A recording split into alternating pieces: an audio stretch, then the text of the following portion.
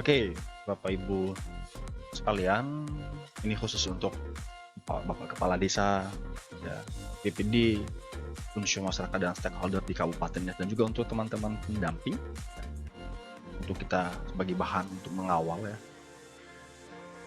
prioritas penggunaan dana desa 2021. Ya, tadi di video yang pertama ada argumen mengatakan bahwa tidak mungkin itu penggunaan dana desa semua dilakukan dengan metode padat karya tunai desa atau PKTD ya. Katanya yang PKTD itu hanya yang ditetapkan dalam Permendes nomor 13 pada bab 3 huruf C angka 6. Apakah boleh ya, penggunaan dana desa itu tidak harus PKTD? Karena memang PKTD itu ya, disyaratkan memang minimal ya upah 50% dari total pagu dana per kegiatan. Tadi argumennya. Lalu bagaimana kalau misalnya dia bangun TPT, parit beton, pengaspalan jalan, apakah dipaksakan untuk harus PKT di upahnya 50%? Ya menurut mereka itu mustahil. Jadi langsung saja kita pada video ini kita akan menjawab ya argumen tersebut. Dana desa 2021 boleh tidak PKTD? Nah, nanti pada video ini dapat jawab argumen tersebut, dan pastikan Bapak Ibu terus mengikuti video ini, dan nanti di video-video berikutnya juga kami akan menguraikan dan menjawab argumen-argumen tersebut, dan mudah-mudahan ini mengedukasi kita. Dan kalau jika ada masukan ya, ada pertanyaan, silakan ya, silakan beri komentar di bawah. Mari kita lihat definisi dari padat karya tunai desa atau PKTD.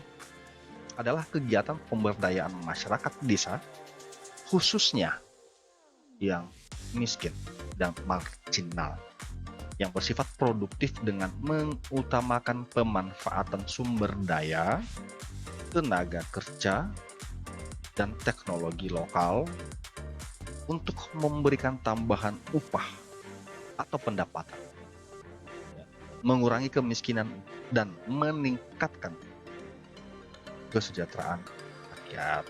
Jadi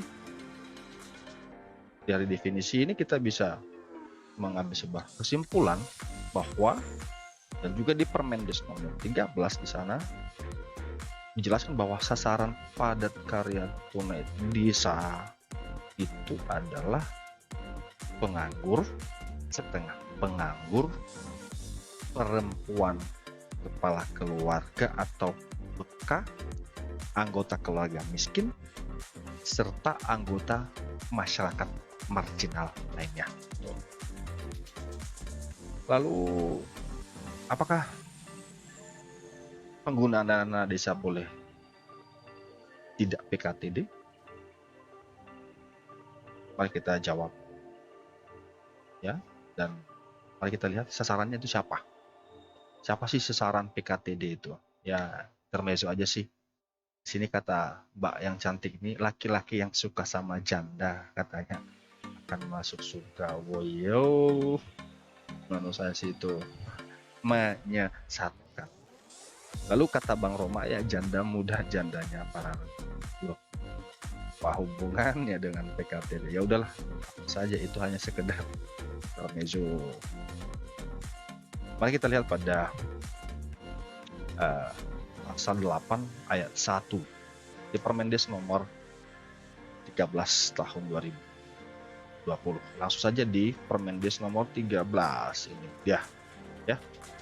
Nah, di sana dikatakan di ayat 1 ini, pelaksanaan program atau kegiatan sebagaimana dimaksud pada pasal 5 gitu ya, ayat 2 nih. Pasal 5 ayat 2.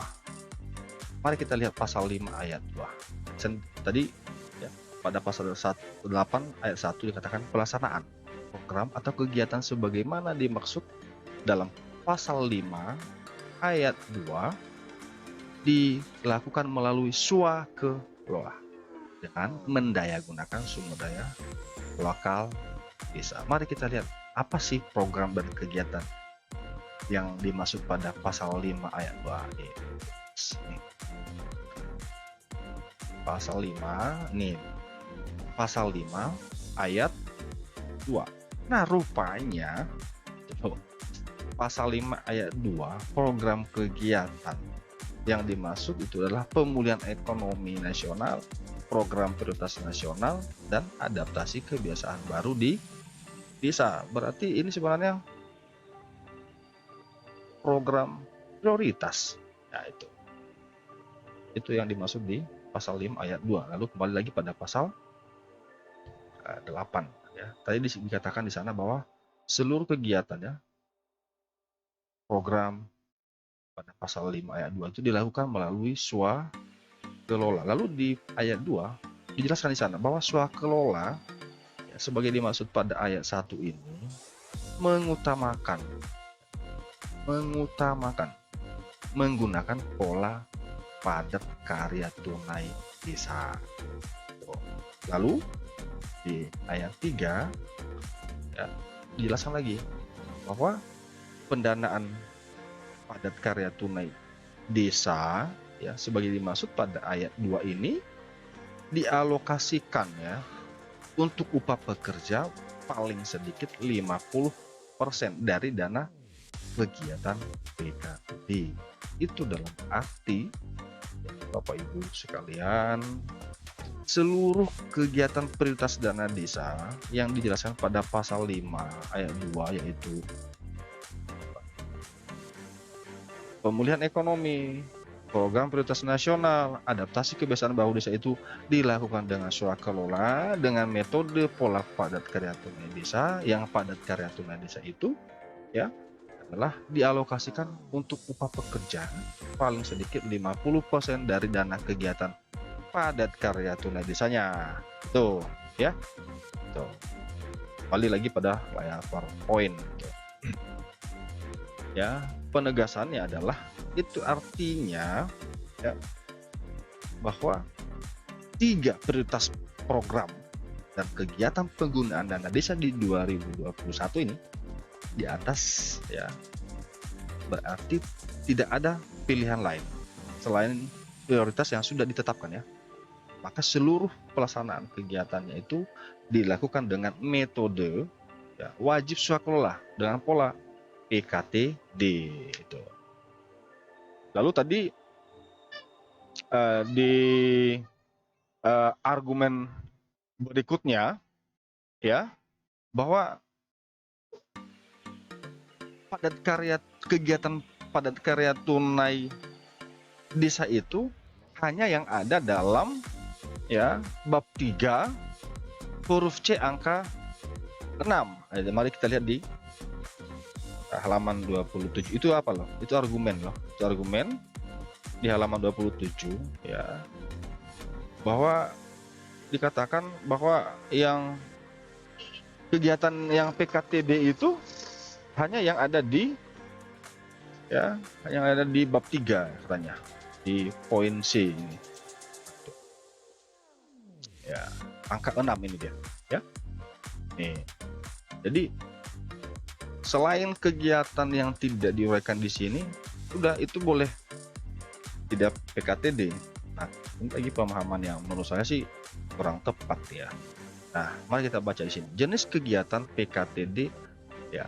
Dia di sini dia menggunakan kata meliputi antara lain. Lalu di sini diuraikan ada pertanian dan perkebunan, restoran dan wisata desa dan lain-lain sampai ke bawah itu C ya, ada pun C-nya, D-nya, ada peternakan E. Lalu mudah-mudahan tadi ya, jangan lupa tadi di poin 6 itu dia menggunakan kata meliputi antara lain.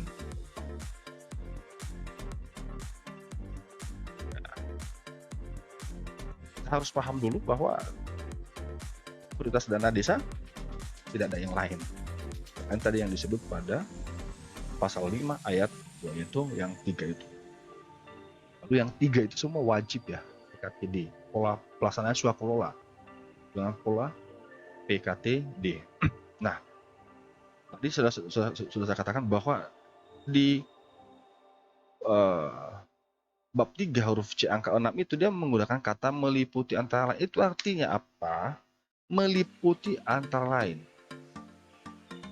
Yang dimaksud meliputi antara lain adalah ya, itu artinya yang disebut dalam Permendes ini hanya sebagian, hanya contoh ya.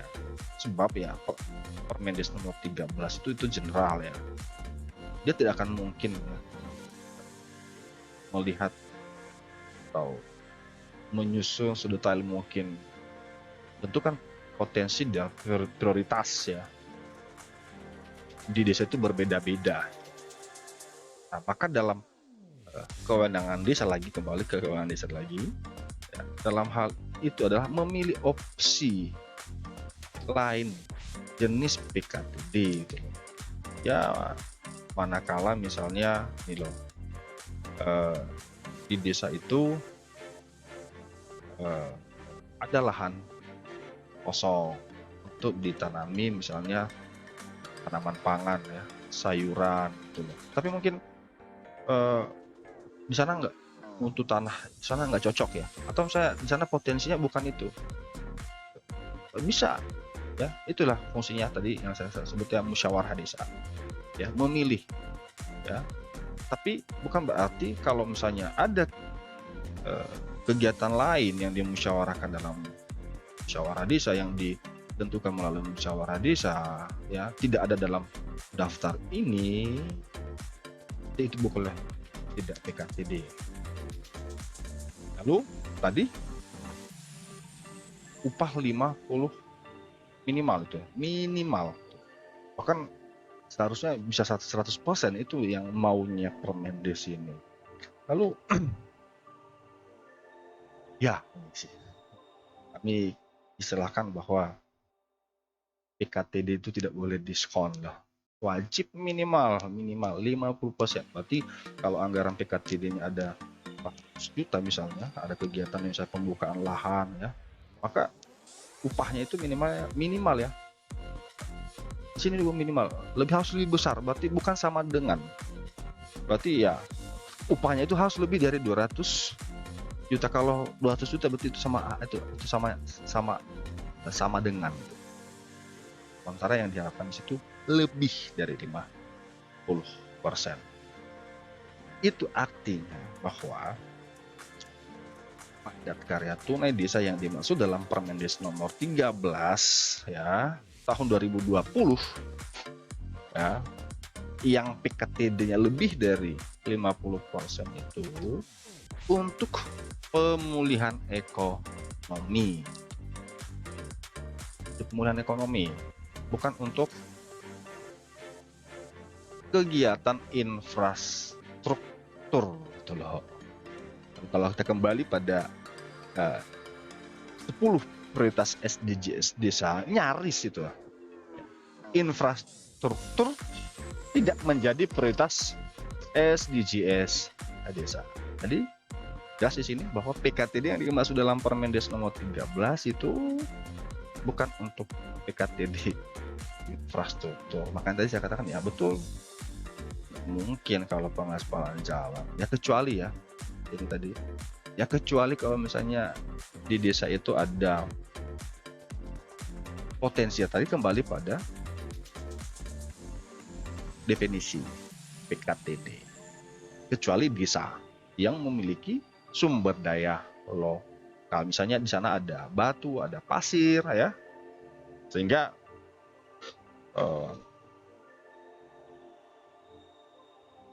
untuk pengadaan batu, pengadaan pasirnya menggunakan, saya tidak lagi harus atau membayar ongkos angkut mobil, itulah.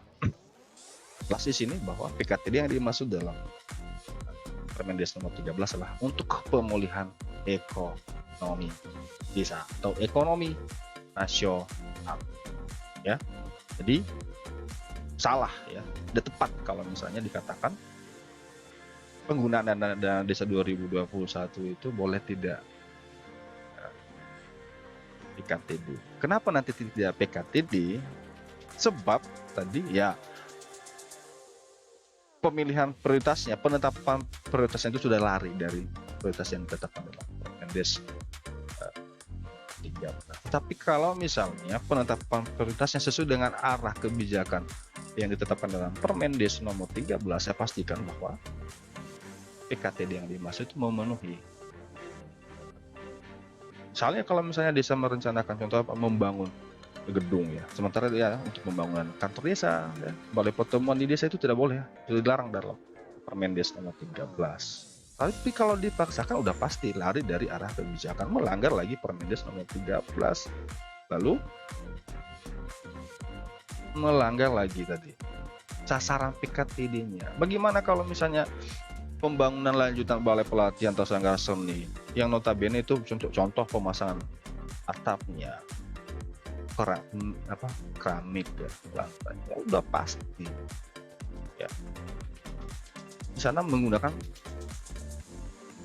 tenaga kerja yang menguasai bidangnya di sana. Berarti sasaran PKTD tadi orang miskin itu, disabilitas ya, itu nggak dapat sasarannya ya. Sehingga kami katakan, kami lagi buat sebagai media kampanye PKTD, prioritas dana desa, ya PKTD itu wajib ya, tidak boleh diskon. Kalau diskon wajib ya, minimal lebih dari 50%.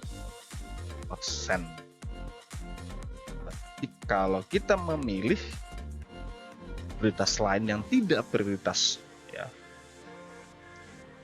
sesuai dengan Permendes nomor 13, itu sama halnya ya, kita merampas hak masyarakat miskin. Siapa sih yang masyarakat miskin itu? Yaitu tadi sasaran PKTD, karena seharusnya mereka itu hak mereka ya untuk mendapatkan pemulihan ekonomi desa. Ya kalau ada yang mengatakan tidak semua PKTD, menurut saya itu modus ya, omongan lu kayak pasal 378, isinya modus semua. Itu barangkali pada sesi video kali ini kita membahas terkait dengan ya PKTD. Jadi Bapak Ibu Kepala Desa sudah paham ya semuanya bahwa seluruh ya, prioritas penggunaan dana desa 2021 wajib PKTD. Kenapa tidak PKTD ya? Ketika desa merencanakan, mengarahkan tidak sesuai dengan prioritas dana desa 2021. Kemudian yang dimaksud dalam ya, Permendes nomor 13, PKTD yang dimaksud dalam Permendes nomor 13 itu adalah PKTD untuk pemulihan ekonomi ya, bukan untuk kegiatan infrastruktur ya. Kalau kita lihat lagi dari Permendes tadi ya nyaris kata infrastrukturnya itu tidak ada.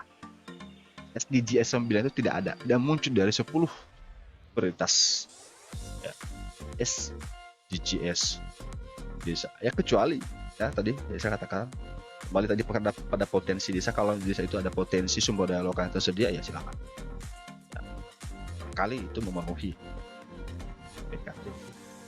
Itu barangkali dalam video ini. Tapi ya kadang-kadang sih Bapak Ibu Kepala Desa ya, ini pengalaman pendampingan itu ya udah katanya ditentukan saja dulu, nanti kan dievaluasi ya. Siapa yang mengevaluasi? Tentu adalah Bupati Nias melalui keputusan Bupati Nias. Menurut saya sih itu opsi yang menurut saya itu salah ya. Ya, toh juga tadi sudah saya sampaikan bahwa keputusannya itu, proses pengambilan keputusannya itu ketika tidak prioritas, sudah cacat hukum gitu loh. Ya, lalu nanti kita buat lagi video berikutnya, apakah dalam hal mengevaluasi, ya, apakah bupati memperbolehkan yang non prioritas, ataukah kewenangan itu diatur, ataukah kewenangan bupati diatur? Nanti ikuti pada video berikut ini. Nanti linknya juga akan cantumkan di deskripsi video ini. Sekian terkait dengan PKTD. Ingat ya, ingat prioritas dana desa 2021 wajib PKTD, tidak boleh diskon. Upah